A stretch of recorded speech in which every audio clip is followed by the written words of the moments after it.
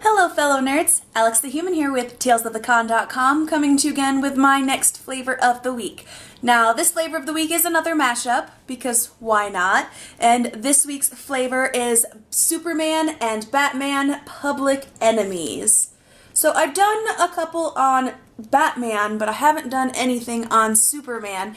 Now, to me, I like Superman as a superhero, but honestly, he's kind of white bread. But it's kind of interesting to read the dynamic between Superman and Batman because they have such a deep friendship. But, you know, there's always that chance of, well, you know, it's either you or me kind of thing. They're like frenemies. I really like the dynamic between the two of them, and I really enjoyed this read, even though I wasn't sure how I was going to feel about it. I started reading through it and actually really enjoyed it. Now this was published by DC Comics in September of 2009, so it has been out for a little while. When I was looking this up to find how to purchase it, there is also a movie, so if you do look this up other than the links that I have down below for you guys, definitely make sure to write comic or graphic novel because most of the time it pulls up the animated movie that they made. And like any, you know, big name publishers, I couldn't find this on the actual DC Comics website. Of course, it just puts me to different sites like Amazon, Barnes & Noble, Comixology, things like that. So on Amazon, I did find this on Kindle and Comixology for about $10. Paperback, it's all second party, so the cheapest one starts at like 58 cents and it goes all the way up from there. And then of course in the hardcover, it starts at $36 if you do want it in hardcover. And then the same with Barnes & Noble.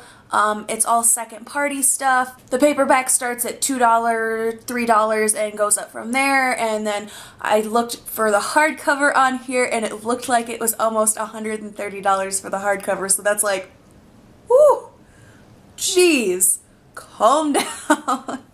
Alrighty, let me read the back of this for you so we can delve a little further into this comic book before we actually crack it open.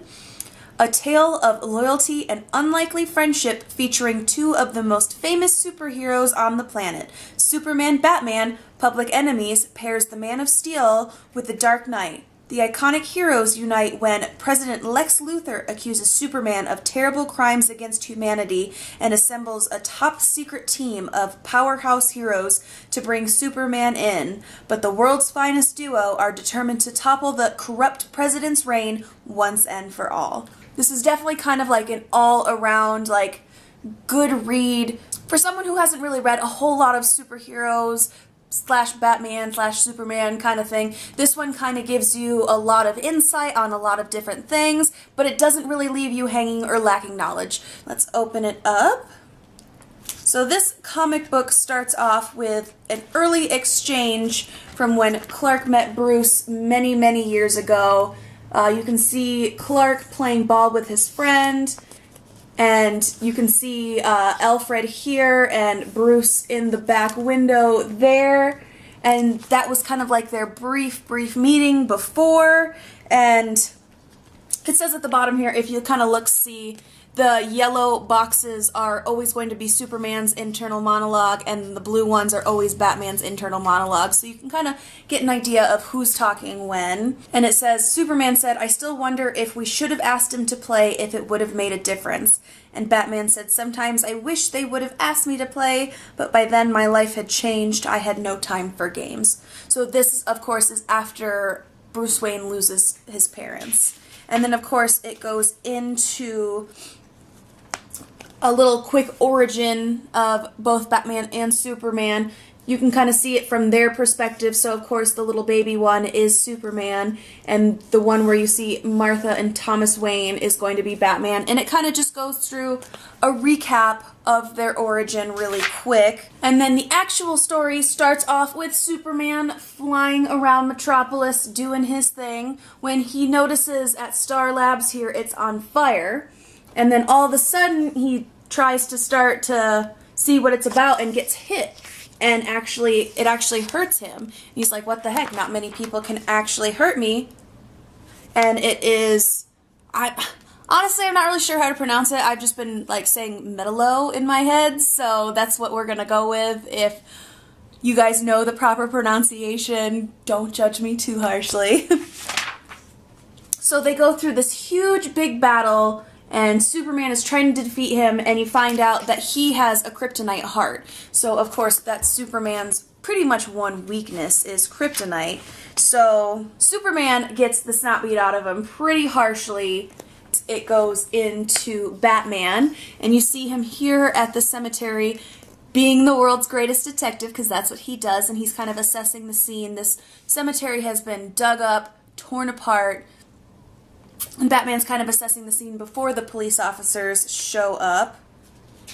And then all of a sudden, Superman shows up, and Batman's like, I hate that you do that. Couldn't you have just called? And Superman, in his mind, is like, I have to admit, I love being able to do that to him. And Superman tells Batman here he's looking for a specific man, John Corbin, and Batman's like, Metalo. And they're both kind of looking for the same guy, and then all of a sudden down here, this grave starts to just and all of a sudden, Metalo pops up, and that's where his body's buried. He totally starts beating the snot out of Batman, like choking him, like trying to make him pass out or die, you know, one of the two.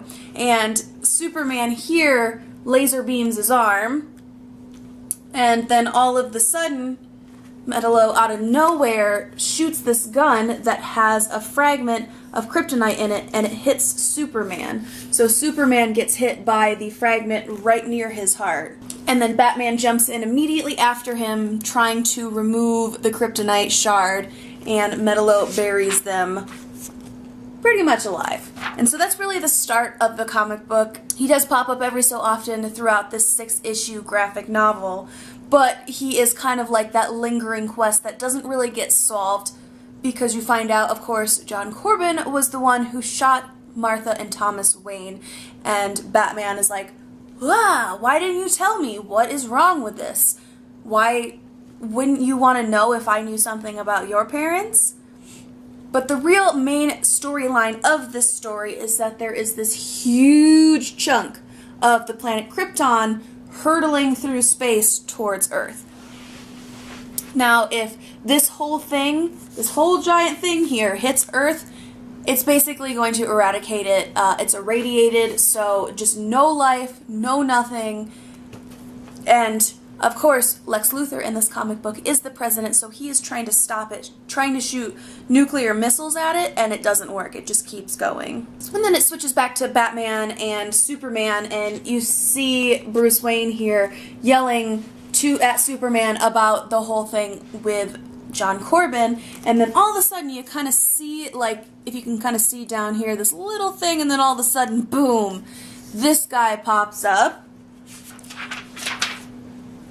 here, and of course it looks like Superman, and you find out that it is Superman from the future. He comes back, and we'll talk about it a little bit more later in this comic book, that something that happens in the future, that future Superman is trying to prevent past Superman from committing, if that makes any sense. So he is basically trying to kill himself. Superman grabs the shard of kryptonite that was embedded in near his heart, picks up a shotgun and shoots it at future Superman, and then he just gone. And Superman's like, what was that all about? And Batman's like, it's a warning. But basically, you know, this whole crazy thing is going on while this chunk of Krypton is hurtling, and Lex Luthor makes a public statement saying that he blames Superman for this thing that's going on, and basically says that he's offering $1 billion reward for any individual or individuals to bring in Superman so he can face charges against crimes of humanity. Crazy bad guys are coming, and Superman and Batman kind of make both the assumption that they're all kind of being mind controlled, they're not talking, it's really weird to them, and they have no idea what's going on. And then they get surrounded by more, and they start fighting together when they are sort of saved by this team here. and it is Captain Atom, Green Lantern, Black Lightning, Katana, Starfire, Major Force, and Power Girl. But they did not really save them. You see Captain Atom here saying, "We didn't come to rescue, we came to take you in." So they end up battling them and teleported to Tokyo, where they all end up after this huge battle, and Captain Atom has to take out Major Force because Katana ends up cutting his arms off with her blade, and all of a sudden this energy just starts spilling out of him. So Captain Atom kind of takes one for the team and absorbs all that energy, thus then getting shot into the future, where he meets future Superman, and future Superman tells him what has to be done to destroy the asteroid. So that's basically how it ends up happening. Also with the help of this rocket built by this little 13-year-old genius called Toyman. So that's how they defeat the rocket, of course. And then there's another battle with Superman and Lex Luthor, and you find out Lex Luthor is working with Darkseid and all this crazy stuff. And honestly, there's like, you really get everyone in here. You even get Superdog, I mean, and then you get like Robin and Nightwing. If you like Superman and or Batman, this is going to be a really good read for you. Even if you haven't really read a whole lot about either of them, this really does a good job of explaining everything. So I do believe that concludes my flavor of the week this week. I hope you guys enjoyed it. Don't forget, we do have a new podcast coming out on Monday. All the links to find that are down below, as well as all of our social media links and links to find this comic book online. Don't forget to check out our actual website, talesofthecon.com, for awesome interviews and pictures that we might not have posted on our social media. I hope you guys have a wonderful rest of your day or night wherever you guys are, and I will see you guys again next time for my next video. Bye!